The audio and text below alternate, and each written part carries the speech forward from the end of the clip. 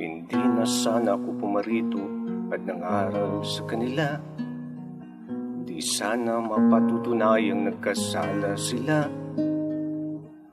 Ngunit ngayon, di na sila makaiwas panagutan ng kanilang kasalanan.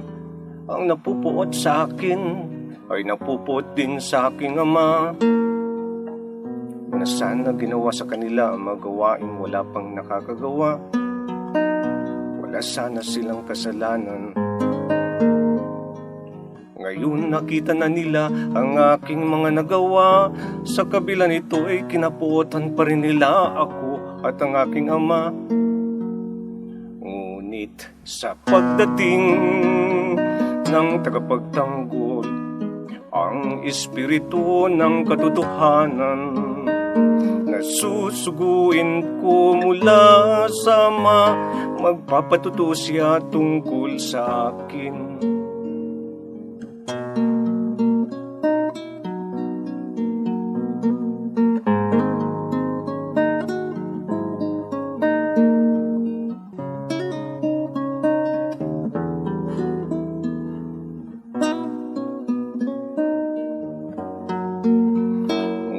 Sa pagdating ng tagapagtanggol, ang espiritu ng katotohanan, nasusuguin ko mula sa ama, magpapatuto siya tungkol sa akin. Subalit nangyari ito upang matupad ang sinasabi sa kanilang kautusan.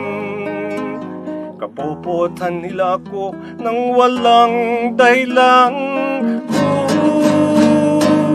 Ngunit sa pagdating ng tagapagtanggol, ang espiritu ng katotohanan, nasusuguin ko mula sa ama, magpapatuto siya tungkol sa akin.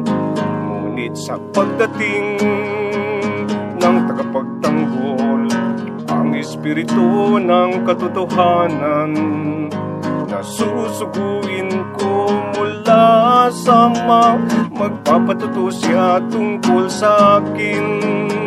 Magpapatuto rin kayo tungkol sa akin, sapagkat sa pasimula pa'y kasama ko na kayo.